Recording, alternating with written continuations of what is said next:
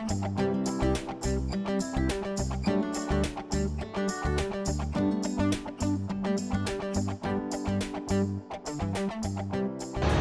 পড়ার কিচ্ছু হয়নি।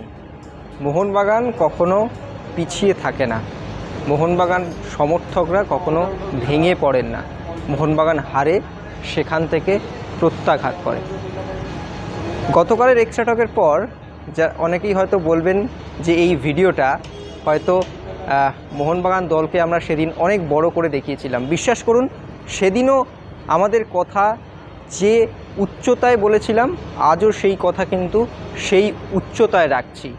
মোহনবাগান এই ফুটবলটা, এই দলটা সেটা ডিজার্ভ করে। মোহনবাগান দলে এই দক্ষতাটা আছে। একটা ফলাফল দিয়ে মোহনবাগানের এই দলের দক্ষতা কিন্তু বিচার করা যায় না। ম্যাচের ফলাফল অবশ্যই 3-1, সেটা নিয়ে কোনো প্রশ্নই নেই, কিন্তু মোহনবাগান দলে এই দক্ষতাটাকে নিয়ে প্রশ্ন করতে হবে আপনাকে। মোহনবাগান দলে এই অ্যাসেটটা আছে, যারা আছে তারা ভবিষ্যতের মোহনবাগানি, যারা রয়েছেন তারা মোহনবাগানের ভবিষ্যতের তরুণ তারকা। শুধুমাত্র মোহনবাগান কেন, দেশের ভবিষ্যতের তরুণ তারকা। এবার যদি বিশ্লেষণে আসি, প্রথম দিক থেকে একেবারে শেষ পর্যন্ত কে নেই, সিনিয়র দলের ফুটবলারদের কথা আমি ছেড়ে দিলাম, কিন্তু যারা রয়েছেন, সালাউদ্দিন সাদান তিনি তো ভারতীয় ফুটবলের অ্যাসেট। শুধুমাত্র মোহনবাগানের প্রোডাক্ট হয়ে তিনি ভারতীয় ফুটবলের অ্যাসেট হতে পারেন, মনবীরের বিকল্প হতে পারেন এই মোহনবাগান দলে। আগামী ট্রান্সফার উইন্ডোতে যেটুকু আমরা বলছিলাম যে ভারতীয়দের কোনো রকমভাবেই ট্রান্সফার নিয়ে চিন্তা করার কোনো দরকার নেই, কারণ এই মোহনবাগান দলে নিজেদের প্রোডাক্ট আছে যারা ভবিষ্যৎ তৈরি করতে জানে। তাই এই সুপার কাপ হয়তো সেমিফাইনালে মোহনবাগানের বিদায়, কিন্তু এই সুপার কাপ থেকে মোহনবাগানের প্রাপ্তির ভাড়ার কিন্তু অনেক অনেক অনেক বেশি। এই সুপার কাপ থেকে মোহনবাগান হয়তো সেমিফাইনাল হেরে বাড়ি ফিরে যাবে কালকে, কিন্তু অনেক কিছু শিক্ষা অর্জন করে যাবে।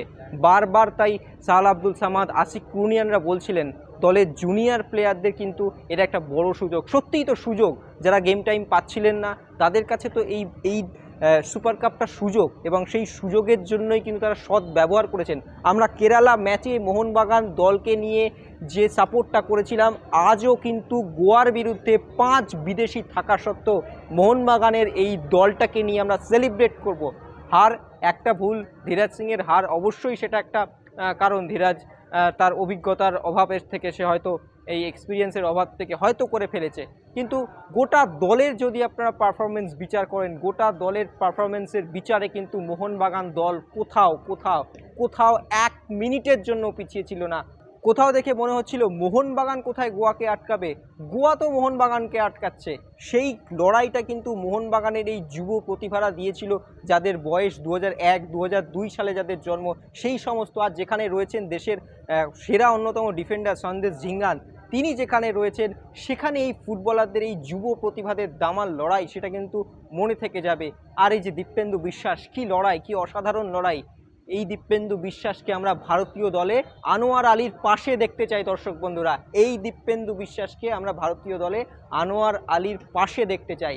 এই দলটা শুধুমাত্র মোহনবাগানের দল নয়, এই দলটা ভারতীয় ফুটবলের ভবিষ্যতের দল, যে ভবিষ্যৎ মোহনবাগানে ধীরে ধীরে বাড়ছে। ওই যে সেদিন বলেছিলাম না, গোকুলে বাড়িছে, মোহনবাগানে ভারতীয় ফুটবলের ভবিষ্যৎটা গোকুলে বাড়িছে, এবং সেটা সালাউদ্দিন সাদান থেকে শুরু হতে পারে এবং দীপেন্দু বিশ্বাস থেকে শুরু হতে পারে। অবশ্যই তার সঙ্গে সিনিয়র দলের ফুটবলাররা তো রয়েছেন, আশিক কুরনিয়ান, সাহাল আব্দুল সামাদ। আশিককে আটকাতে গোয়ার, আশিক কুরনিয়ানকে আটকাতে গোয়ার বোধহয় 3-4 জন ফুটবলার তাকে নিয়ে আটকাতে হয়েছে। সত্যি আশিক কুরনিয়ানের এই ডেপথটা আছে, তার অনেক লড়াই ছিল, তিনি দীর্ঘদিন চোটে আক্রান্ত ছিলেন, সেখান থেকে তিনি ফিরে এসেছেন, এবং ফাইনালের লড়াইটা কোথাও লিস্টন কোলাসও হয়তো ভাবছেন যে তার কি হতে চলেছে, কিন্তু মোহনবাগান দল সবাইকে নিয়ে চলে। মোহনবাগান ম্যানেজমেন্টের এই সিদ্ধান্তটাকে কুর্নিশ জানানো উচিত। মোহনবাগান দল শুধু নিজের ভবিষ্যৎ নিয়ে ভাবলো না এই সুপার কাপে, তার এই নতুন জেনারেশনকে প্রমাণ দিয়ে গেল যে ভারতের জন্য মোহনবাগান আছে, ভারতীয় ফুটবলের ভবিষ্যৎ নিয়েও মোহনবাগান ভাবে। সেজন্যই এই দলটা করা, এই দল থেকে অনেক অনেক কিছু শিক্ষা অর্জন করে গেল এই টুর্নামেন্ট থেকে গোটা মোহনবাগান দল। তাই এই হার হয়তো আপনাদেরকে দুঃখ দেবে, কিন্তু এই হারটাকে কখনোই হার ভাববেন না। এই হারটা নতুন দিনের শুরু, আগামীকাল আবার সূর্য উঠবে, আগামীকাল আবার সূর্য উঠবে, আবার নতুন ভোর হবে, হয়তো সিজন শেষ, কিন্তু মোহনবাগানের দলেও মোহনবাগান ফুটবলাররা নতুন স্বপ্ন দেখতে শুরু করবেন। এই যে সালাউদ্দিন সাদান, কি অসাধারণ প্রতিভা, এই প্রতিভাদেরকে আমরা আইএসএলে দেখতে পাই না, কিন্তু এই প্রতিভা ভারতীয় ফুটবলের জন্য আগামী দিনের ভবিষ্যৎ। এবং কে বলতে পারেন আগামী মরশুমে আইএসএলে এই সালাউদ্দিন সাদান মনবীরের সঙ্গে যদি খেলেন আরেকটা উইংয়ে, তাহলে মোহনবাগান দলে কোনো বিদেশি ফুটবলারের দরকার পড়বে না। যেটা আমরা সেদিন বলেছিলাম, এই ট্রান্সফার উইন্ডোতে ভারতীয়দের জন্য ট্রান্সফার উইন্ডোর কোনো প্রয়োজন পড়বে না। এখনও বলছি, মোহনবাগান দল নিজের প্রোডাক্টে বিশ্বাসী, মোহনবাগান দল নিজের অ্যাসেটে বিশ্বাসী। সেই অ্যাসেট থেকেই কিন্তু মোহনবাগান দলের এই প্রতিভা। ভুল হতেই পারে, একদিন খারাপ দিন যেতেই পারে। ধীরাজ সিং হয়তো ভুল করছেন, বয়স কম, বিশাল কাইত থাকলে বা অন্যান্য গোলকিপাররা থাকলে হয়তো সেই ভুলটা করতেন না, কিন্তু ভুল তো মানুষ মাত্রই হয়, গেমে একটা ভুল হতে পারে। যদি পেনাল্টিটা আপনারা বাদ দেন, যদি পেনাল্টিটা একটা সত্যিই ভুল হয়েছিল, পেনাল্টিটা বাদ দিয়ে কোথায় কোন জায়গাটায় খামতি ছিল মোহনবাগানের? ছিল না। মোহনবাগানের এই দলটার মধ্যে বিশ্বাস করুন ডেপটা আছে। সোহেল আহমেদ ভাট, কি প্রতিভা, কি অসাধারণ প্রতিভা। আমরা আশা করব পরবর্তী মরশুমে এই সোহেল আহমেদ ভাট গেম টাইম আরও বেশি পাবেন।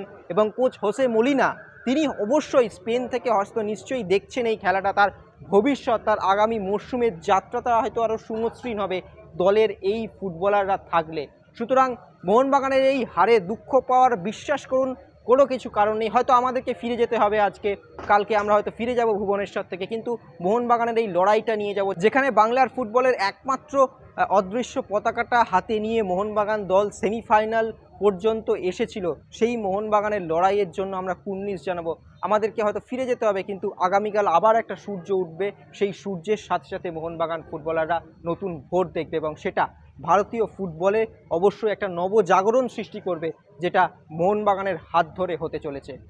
এটা গেল একটা দিক, এবং আরেকটা দিক নিয়ে যদি আলোচনা করতেই হয়, অবশ্যই ধীরাজ সিংকে নিয়ে হয়তো অনেকে ক্রিটিসাইজ করছেন, সোশ্যাল মিডিয়ায় নানান ক্রিটিসাইজ হবে, তাকে নিয়ে তীব্র সমালোচনা হবে, কিন্তু ধীরাজ সিংয়ের জন্য এটা একটা সত্যি প্রাপ্তির টুর্নামেন্ট। আর তাই তো মোহনবাগানিরা সবসময় খারাপ সময় মোহনবাগানিদের পাশে থাকে।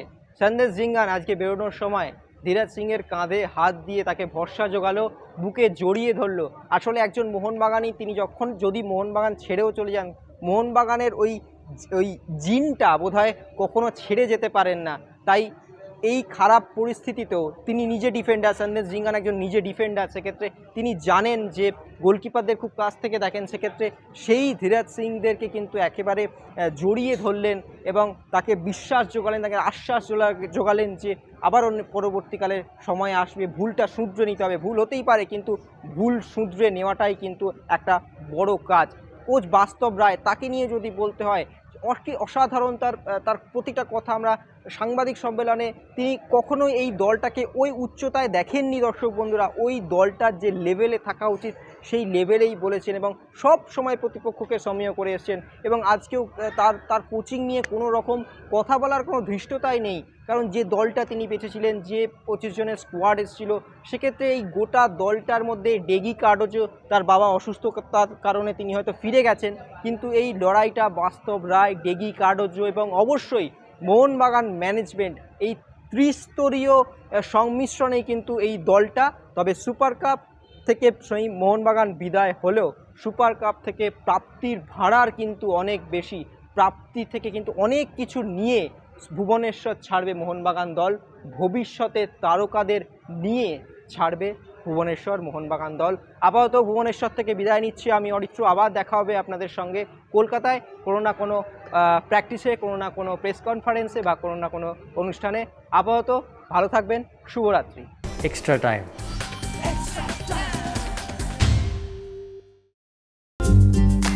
লেটেস্ট নিউজ আর এক্সক্লুসিভ ভিডিওর সঙ্গে আপডেট থাকতে এখনই সাবস্ক্রাইব করুন আমাদের ইউটিউব চ্যানেল। বেল আইকনে ক্লিক করতে ভুলবেন না যেন।